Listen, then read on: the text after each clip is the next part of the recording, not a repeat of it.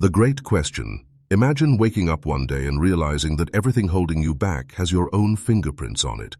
Not the wounds left by others, not the circumstances that shaped you, but you, the silent architect of your own undoing. Imagine that the reason you've stayed stuck despite all your efforts isn't because you lack knowledge, skill, or opportunity, but because some part of you wants to stay stuck. It's a disorienting idea, isn't it?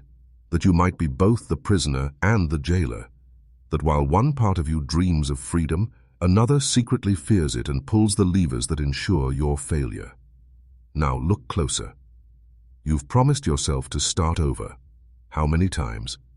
You've mapped out goals, watched the motivational videos, read the books, made the lists. But then comes the moment where action is needed, and suddenly you're scrolling, snacking, or rationalizing.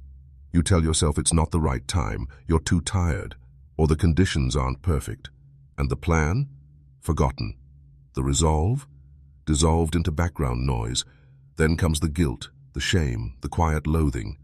But no answers. Just the lingering question. Why do I do this to myself?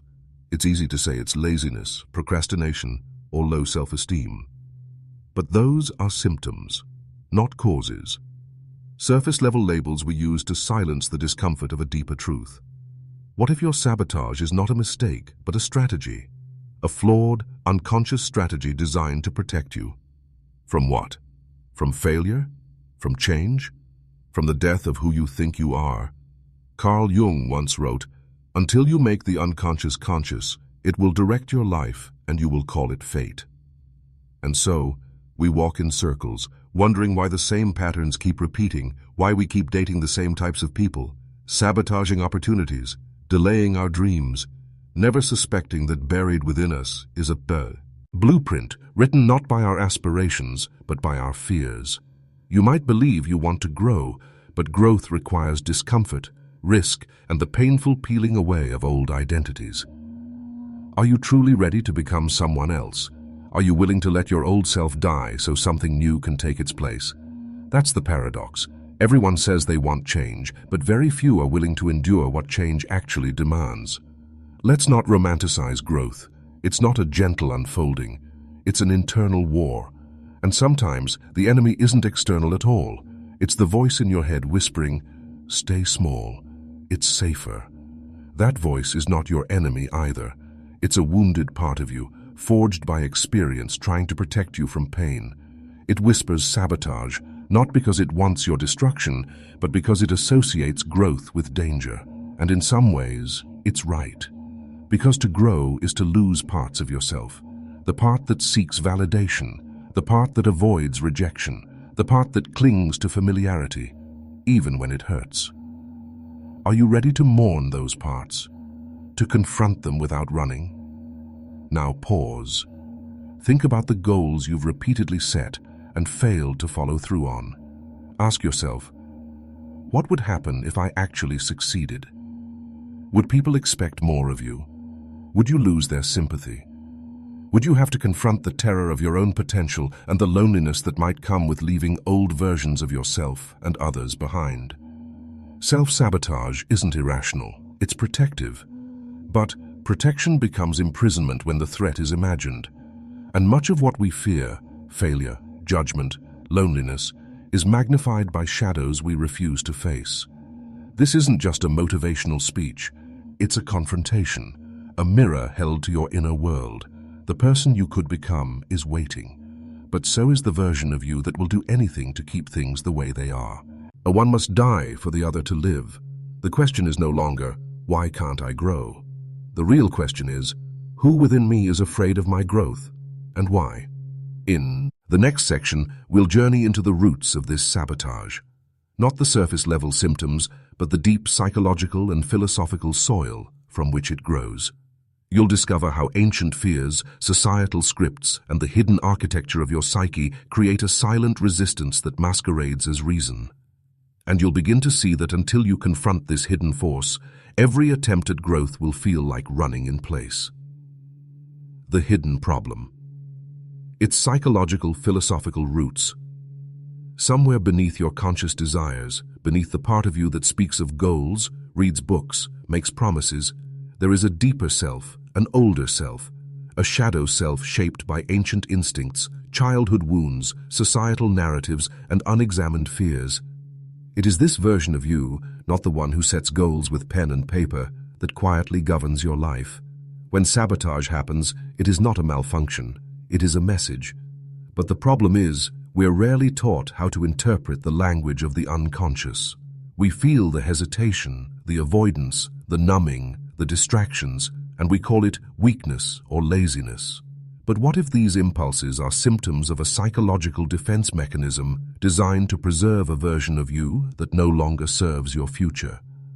Carl Jung's theory of the shadow explains this precisely. The shadow is everything we refuse to acknowledge about ourselves, our fears, insecurities, repressed desires. These parts don't disappear, they simply retreat into the unconscious, where they gain power. When we don't integrate the shadow, it doesn't vanish, it hijacks our behavior. Self-sabotage is often the shadow's way of screaming, "I'm not ready to evolve." Because growth, no matter how romantic it sounds, is violent to the status quo of the psyche. It means psychological death for the ego, and no part of you wants to die, even metaphorically, but sabot. Age isn't just internal, society itself teaches you to remain trapped. Consider what philosopher Jean-Paul Sartre called bad faith, the lie we tell ourselves to avoid the freedom and responsibility of choice. Sartre believed that humans are condemned to be free, and in that freedom lies terror. If you accept that you are entirely responsible for your life, your choices, your outcomes, it shatters the illusion of victimhood. And yet, victimhood can be comforting. It lets you blame your past, your circumstances, other people. It frees you from the burden of facing yourself. So what do? We construct identities that protect us. Identities like, I'm the misunderstood one, the anxious one, the one who always gets overlooked, the one who never had a fair shot. These stories are not without some truth, but they become prisons when you cling to them. Why? Because if you were to grow beyond them, who would you become? What would happen to the narrative that made you feel safe? Growth often requires you to betray the story you've told about yourself for years. Now think about addiction, not just to substances, but to thought patterns, behaviors, emotional cycles. Gabor Mate, a leading voice in trauma and addiction, once said, "Addiction is not a choice, but a response to emotional pain." Self-sabotage works in much the same way. It is an addiction to safety, to the known, to the comforting discomfort of our familiar cages. We repeat what is familiar because the unknown, even when it promises freedom, feels unsafe to the wounded mind.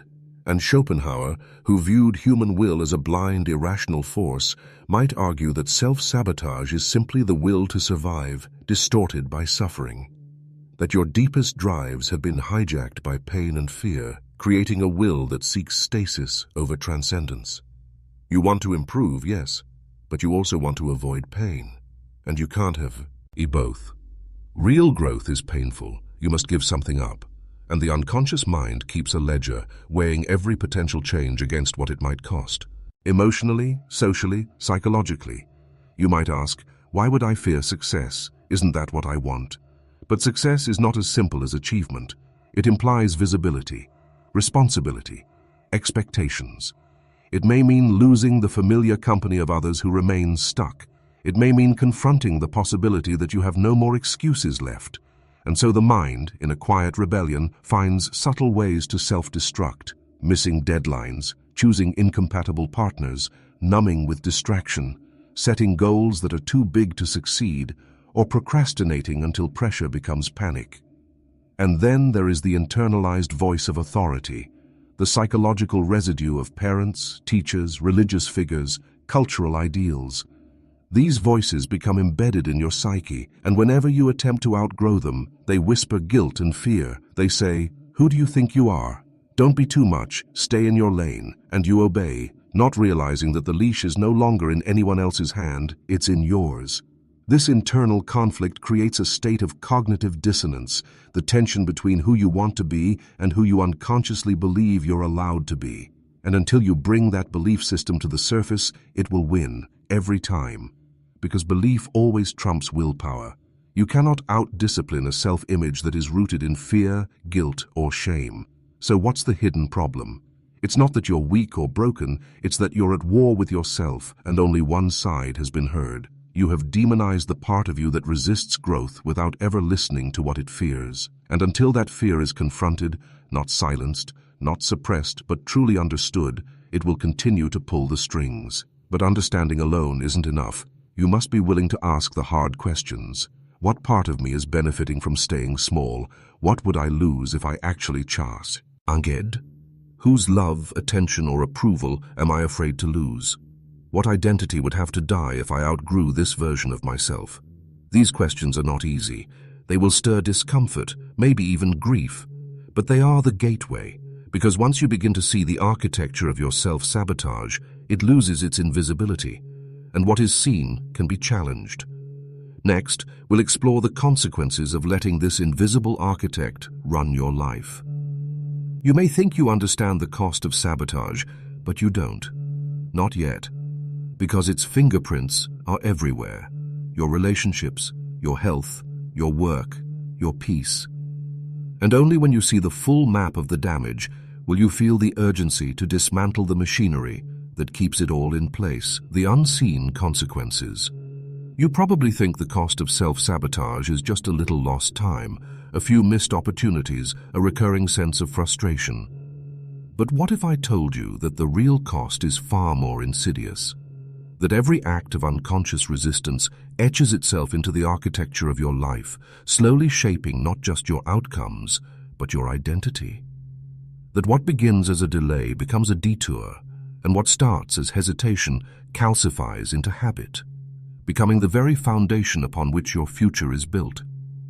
You don't just miss chances, you begin to forget how to see them. You don't just stop growing, you lose the memory of who you were meant to become. Self-sabotage isn't loud. It rarely announces itself with dramatic collapse.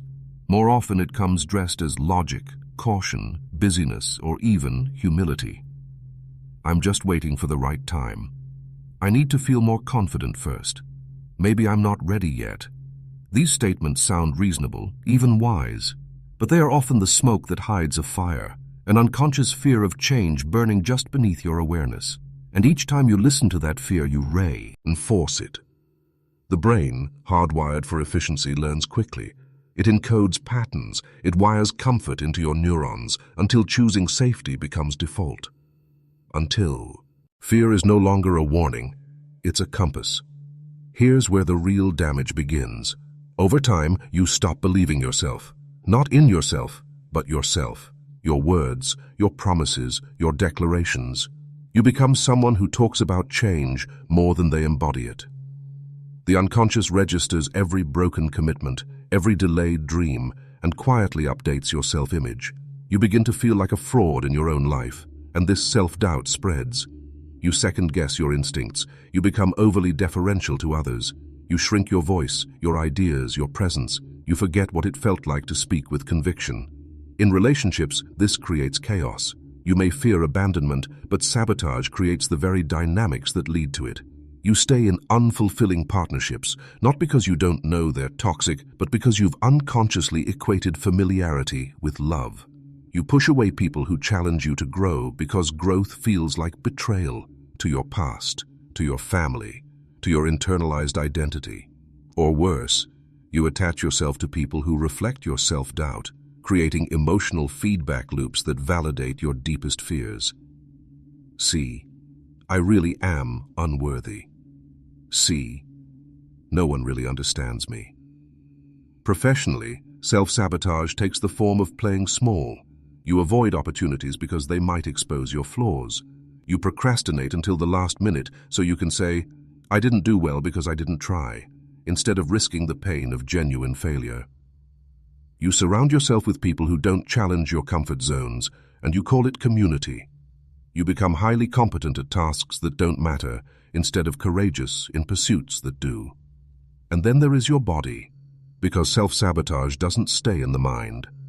Chronic stress from inner conflict wears on your nervous system.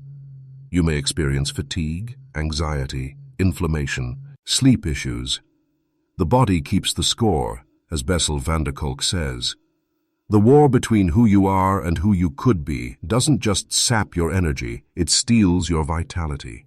You may begin to lose the spark, the aliveness that once animated you when you dared to dream. You stop chasing beauty, adventure, depth. You become efficient, productive, dull. But perhaps the greatest consequence of self-sabotage is the quiet erosion of meaning. Viktor Frankl, the psychiatrist and Holocaust survivor, believed that the human spirit can endure almost any suffering except the absence of meaning. And meaning, real meaning, is born when your life becomes aligned with your highest potential, when your actions echo your values, when your choices reflect your deepest truths. Self-sabotage severs that alignment. You begin to drift, not dramatically, but subtly. You go through the motions. Life becomes manageable, not magical. You perform instead of live. And yet, this erosion often happens beneath awareness. You tell yourself you're just tired. You say you're being realistic. You rationalize that it's not the right season for transformation. But time doesn't wait for readiness. It passes. And if you're not careful, you wake up one day surrounded by a life that reflects not your desires, but your fears. Not your choices, but your avoidance. And then the most dangerous thing happens. You become numb.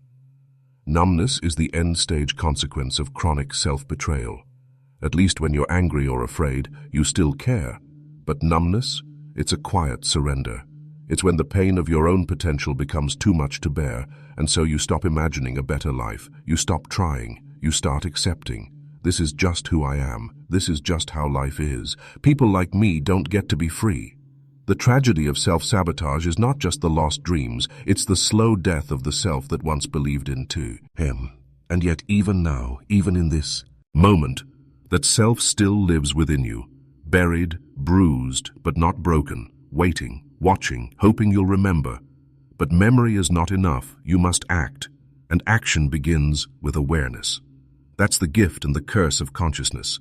The moment you see the game, you can no longer pretend you're not playing it. And once you name the cost of the comfort, the delay, the silence, you can decide if it's worth it. So what now? You've seen the hidden mechanisms, you've felt the cost. But how do you break free? How do you rise above a war that's being fought inside your own mind? In the next section, we'll explore rebellion. Not the loud, external kind, but the internal revolt against your own programming. You'll discover how to unlearn fear, reframe failure, and dismantle the illusion that you are trapped. You'll meet historical and modern rebels who dared to defy their inner saboteurs, and most importantly, you'll begin to see how freedom isn't something you earn, it's something you reclaim. The rebellion. How to break free. Rebellion doesn't always look like fire and fists. Sometimes it's silent. Sometimes it's the soft but terrifying act of making a different choice, of choosing to act when every cell in your body screams for safety, comfort, routine. It is in those quiet moments, when you pause instead of react, when you speak your truth instead of shrink, when you show up for yourself instead of abandon, that the most profound revolutions take place. To break free from self-sabotage is not to declare war on yourself, but to call a truce. A radical kind of truce, one that doesn't seek to conquer your fears, but to understand them. Because you cannot heal a wound you refuse to look at, and you cannot grow beyond a version of yourself you still secretly pity or despise. The first rebellion is awareness, not passive observation, but surgical, uncomfortable awareness. You begin to notice the patterns not as random mistakes, but as rituals, subtle, daily decisions that reinforce the very identity you claim to want to outgrow. You start asking questions in real time. Why am I avoiding this? What am I afraid of happening if I succeed? Whose voice am I hearing in my head right now, telling me I'm not enough? These are not casual reflections, they are the beginning of excavation. The second rebellion is ownership. This is where you take your power back, not by pretending that the past didn't wound you, but by refusing to let the wound write your future. Nietzsche believed that what matters is not what happens to you, but what you do with it. That in the alchemy of suffering lies the raw material for transformation. To own your story is not to glorify it, it's to strip it down to its bones and say, this shaped me, but it does not define me.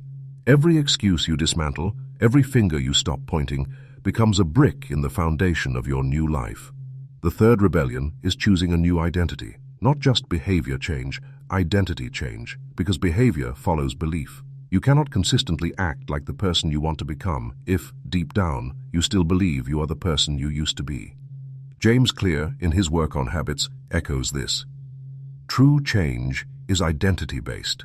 You must start thinking in terms of, what would a disciplined person do here? What would a confident person say right now? How would a free person respond in this situation? This is not about pretending. It's about aligning your micro-decisions with your future self, not your past. It will feel fake at first. That's expected.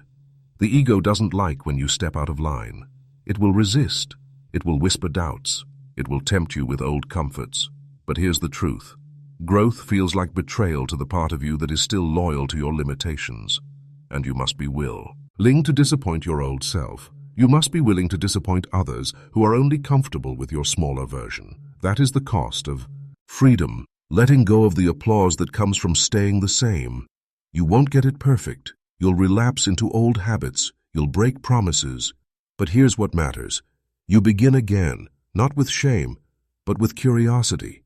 You study your own sabotage the way a scientist studies a strange phenomenon, not with judgment, but with ruthless compassion. You ask, what triggered this? What need was I trying to meet in the wrong way? How can I meet it more consciously next time? In doing so, you turn self-sabotage into self-inquiry. You transform your failures into feedback. Historical rebels have done this inner work in silence. Consider Malcolm X, not just the firebrand of politics, but the man who went from crime and imprisonment to self-education, introspection, and transformation.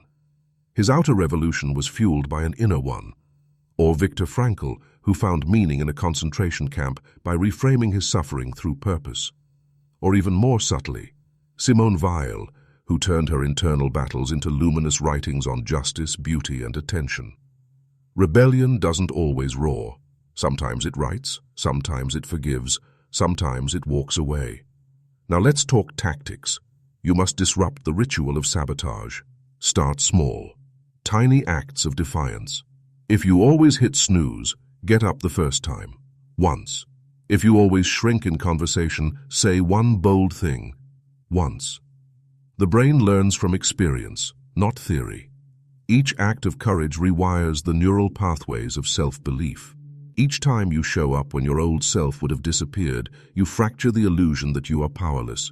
You don't need to be perfect. You need to be different, consistently, even subtly.